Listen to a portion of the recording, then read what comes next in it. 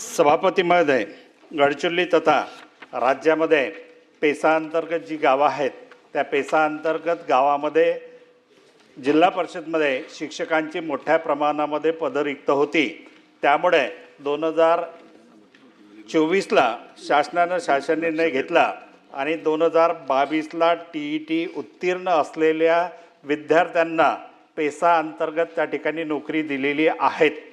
परंतु शासनाने 11 फरवरी 2026ला शासन निर्णय निर्गमित केला GADचा आणि त्या शासन निर्णयानुसार 50% अनुसूचित जमातीच्या शिक्षकांना सेवेमध्ये कायम करण्याच्या संदर्भात धोरण स्वीकारलेलं आहे आणि उर्वरित त्या ठिकाणी 50% पवित्र पोर्टलच्या माध्यमातून नियुक्ती देण्याचं मान्य केलेलं आहे। आता हे 2024ला TET उत्तीर्ण झालेले शिक्षक त्या ठिकाणी कार्य करत आहे। अनेक शिक्षक मुख्याध्यापकाच्या प्रभारामध्ये आहे, अनेक शिक्षक जनगणना आणि BLOची कामं करत आहे। परंतु शासनाने जे धोरण स्वीकारलेलं आहे 2025ला TET उत्तीर्ण झालेल्यांनाच पवित्र पोर्टलच्या माध्यमातून 50% जागा त्या ठिकाणी भरणार आहेत। खऱ्या अर्थाने या विद्यार्थ्यावरती मोठा अन्याय होणार आहे। आज माझी मागणी आहे की कार्यरत असलेल्या 2024 पासून शिक्षकांना त्या ठिकाणी 50% जागावरती समायोजित करण्यात यावं, जेणेकरून त्यांना न्याय मिळेल। मंत्री महोदय।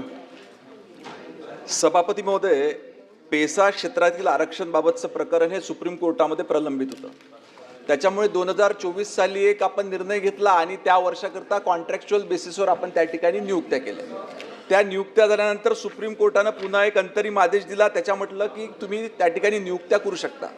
अशा वेळेस नियुक्त्या करताना आपण ज्या गावामध्ये आदिवासी अनुसूचित जमातीची लोकसंख्या ही 25 ते 50% इतकी आहे, त्या ठिकाणी 50% पदं आपण हे अनुसूचित जमातीतून भरले आणि 50% अराखीव प्रवर्गातील उमेदवारांकडून त्या ठिकाणी भरली।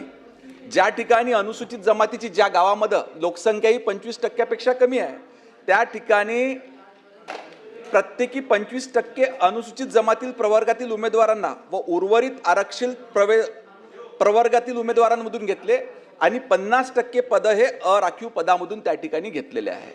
ह्या संदर्भात तुम्हाला सांगू इच्छितो की TET तर आवश्यकता आहेच, परंतु शिक्षक अभियोग्यता बुद्धिमत्ता चाचणी आणि पवित्र पोर्टलच्या माध्यमातून आलेल्या उमेदवारांना आपण त्या ठिकाणी नियुक्ती देणार आहोतच।